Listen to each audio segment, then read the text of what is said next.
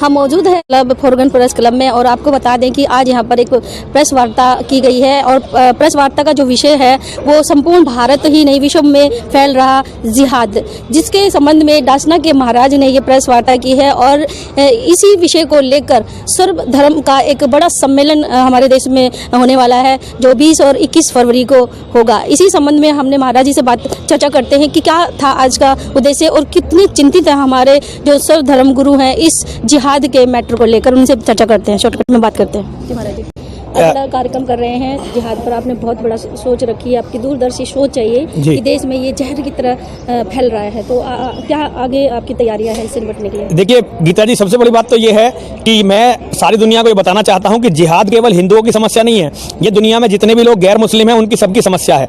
मुझे ये लगता है जो आंकड़े कह रहे हैं कि 2029 में भारत का प्रधानमंत्री मुसलमान बन जाएगा। एक बार भारत का प्रधानमंत्री यदि मुसलमान बना तो भारत बहुत तेजी से जो है इस्लामीकरण की राह पर चल जाएगा, और भारत अगर इस्लामीकरण की राह पर चला तो भारत में रहने वाले जितने भी गैर मुस्लिम हैं, चाहे हिंदू हो, चाहे उसमें सिख हो, चाहे ईसाई हो, चाहे बौद्ध हो, चाहे जैन हो, चाहे पारसी हो, चाहे यहूदी हो, सबका कत्ल होगा और सबकी औरतों को बलात्कार करके मंडियों में बेचा जाएगा। जैसे यजीदियों की बेटियों के साथ आप देख ही रहे हैं, कश्मीर में हमारी बेटियों के साथ हुआ, पाकिस्तान में हिंदुओं की, सिखों की, पारसियों की, ईसाइयों की, सबकी बेटियों के साथ हुआ। वही दरिंदों का नंगा नाच यहाँ भी हम लोगों को देखने को मिलेगा। तो मैं सारी दुनिया को ये बताना चाहता हूँ, जितने भी धर्म के लोग भारत में रहते हैं मुसलमानों के सिवा, उन्हें एक साथ होकर इस जिहाद से लड़ना चाहिए। और एक और भी बहुत बड़ा खतरा है, अगर भारत इस्लामिक हुआ तो ये केवल भारत के लिए खतरनाक बात नहीं है, पूरी दुनिया फिर इसके बाद इस्लाम के जिहाद की शिकार होगी और सब लोग मारे जाएंगे, पूरी दुनिया। फिर वो अब अमेरिका में भी लड़ेंगे, भारत की ताकत देखिए, भारत में जो संसाधन है आज, जो इस्लाम के पास वो संसाधन नहीं है जो कल यदि भारत पर उनका कब्जा हो गया तो उनके पास होंगे। फिर ये दिल्ली जैसा शहर और ये इतनी उपजाऊ जमीन, इतना बड़ा ज्ञान का भंडार, इतने साधन, ये सब इस्लाम के जिहाद के पास होंगे और फिर वे पूरी दुनिया को तबाह कर देंगे। महाराज जी, आप कई वर्षों से इस लड़ाई को लड़ रहे हैं, क्या कारण है कि हमारे देश की जो सरकारें हैं, जो नेता हैं, इस तरफ ध्यान उनका नहीं जा रहा है? क्यों वो चुप हैं, क्यों शांत है, क्या कारण रहा है? क्या वोट बैंक की राजनीति है क्या?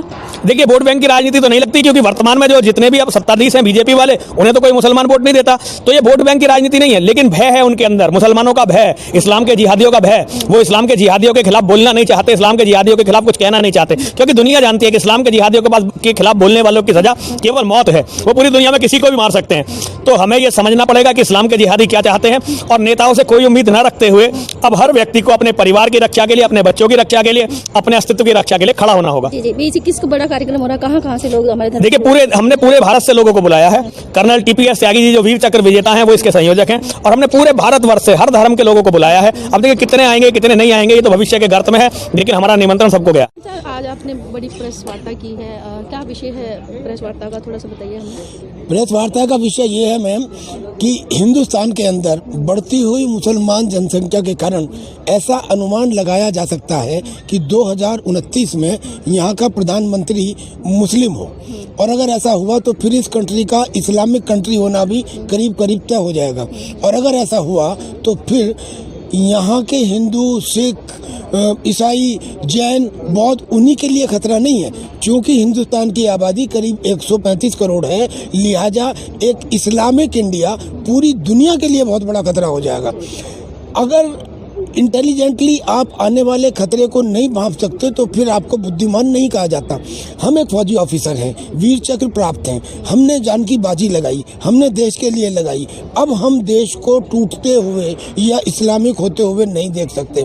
लिहाजा संतों ने और सैनिकों ने, मैं राष्ट्रीय सैनिक संस्था का राष्ट्रीय अध्यक्ष हूँ, मैं संतों के साथ मिलकर हमने अब ये तय किया है कि 20 और 21 फरवरी को एक राष्ट्रीय सर्वधर्म अधिवेशन बुलाया जाए, और उस दिन दासना धाम मंदिर में एक सनातन पार्लियामेंट का शिलान्यास हो, ताकि वो सनातन धर्म का हेडक्वार्टर बने, ताकि हिंदुस्तान के बिखरे हुए हिंदू सब एक जगह आए, और उसके बाद फिर एक लड़ाई लड़े। और उस लड़ाई लड़ने में 2 पॉइंट हमने रखे हैं। पहला पॉइंट तो ये कि आम लोगों को, आम युवाओं को हम एलिमेंट्री सैनिक प्रशिक्षण देंगे, और दूसरा पॉइंट ये कि मंदिरों के अंदर अनुशासन लाने के लिए वहाँ के पुजारियों को सुबह और शाम एक निश्चित समय पर 20-25 मिनट तक घंटा और शंखनाद करने के लिए मजबूर करेंगे। मुझे ये सर ये बताइए, ये खतरा सिर्फ इंडिया के लिए तो है नहीं और कंट्रीज़ के लिए भी है। तो क्या आपके प्रयास रहेंगे कि जो अदर कंट्रीज़ हैं, जो नॉन मुस्लिम कंट्रीज़ हैं, उनसे भी आप वार्तालाप करेंगे इस संबंध में? निश्चित रूप से जो जिस किसी को भी इससे तकलीफ है और जो नहीं कह रहे, तकलीफ उन सबको है जो इस्लामिक नहीं है। लिहाजा उनसे हम अब सहयोग भी लेंगे, उनको बताएंगे भी, लेकिन लीड तो हिंदुस्तान ही लेगा, because the biggest democracy is India और वसुधैव कुटुंबकम की बात करने वाला भी इंडिया। तो लिहाजा लीड तो इंडिया को ही लेनी होगी, जिसके लिए आज हमने पहला कदम उठा लिया है। मेरा एक बड़ा सवाल है, हम बात करते हैं कानून की, तो हमारे देश में हमने देखा 2 कानून है, हिंदू के लिए अलग और मुस्लिम के लिए अलग। जब मुस्लिम का जिहादी आतंकी या कोई मुस्लिम ये कहता है कि कोई भी देवता वो ये था, ये समलैंगिक था, फलाना ढिमकाना, सीता माँ को भी गाली देते हैं। और जहाँ बात होती है मुस्लिम की, जो हमारे हिंदू उनको गाली बकते हैं, और हिंदू अगर कुछ कहता है तो गर्दन काट दी जाती है। अगर मुसलमान हमारे देवी देवताओं को कितना ही गाली गलौज करे, कितना ही उसका अपमान करे, उनके लिए सिर्फ कानूनी कार्रवाई क्यों? ऐसे 2 कानून क्यों हमारे देश में? कानून तो सबके लिए है, गर्दन तो उनको भी कटनी चाहिए। मैम, आपका प्रश्न इतना अच्छा है, काश कि मेरे देश की सारी लेडीज ये प्रश्न पूछना शुरू कर दें। ये बिल्कुल सही है, ये बिल्कुल सही है। और इसमें हमारे ही तत्कालीन नेताओं ने आज़ादी के बाद और आज़ादी से पहले भी इस चीज़ की शह दी, जिसकी वजह से ये लोग ऐसा कर पाए और हमको 60-70 साल तक मुगालते में रखा गया। लेकिन अब हमको ये समझ में आ रहा है कि अगर वो एक कमलेश तिवारी को मारेंगे तो उन्हें बी फिटिंग जवाब दिया जाएगा आने वाले समय में, आप ये देखेंगे। हाँ, फारूकी के ऊपर कोई कार्रवाई नहीं, कानूनी कार्रवाई। फारूकी ने भी गाली बकी की, कानून तो बराबर होना चाहिए।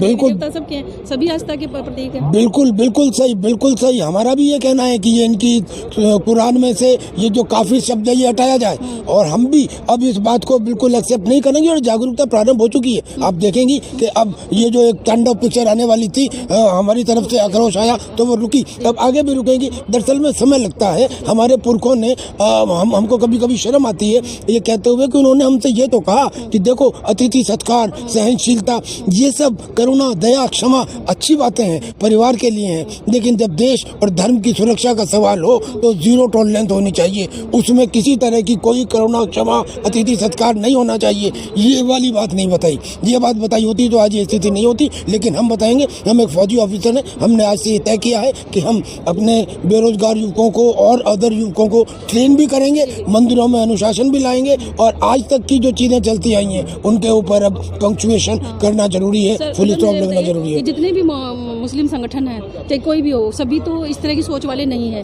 क्या आपके प्रयास ये भी रहेंगे कि वो कुछ मुस्लिम उन संगठनों को भी आप विश्वास में लें जो ये नहीं चाहते कि इस तरह की कोई बात हो? हम उन्हें क्यों विश्वास में लें? वो अपने आप इस बात को कहें कि हाँ, हम जो ये कर रहे हैं, जो दासना धाम मंदिर कर रहा है, जो राष्ट्रीय सैनिक संस्था कर रही है, ये अच्छा है, हम इनके साथ हैं। हमें ये कहने की जरूरत नहीं कि आप हमारे साथ आओ।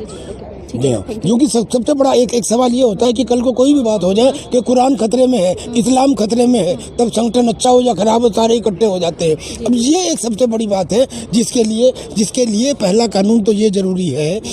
फ्रॉइड ने कहा था कि आदमी के दिमाग में 90% सेक्स है।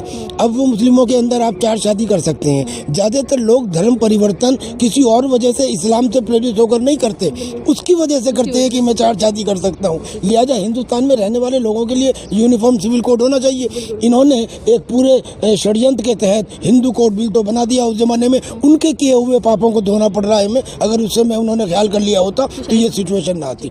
Ma'am, thank you very much Rita ji, very nice.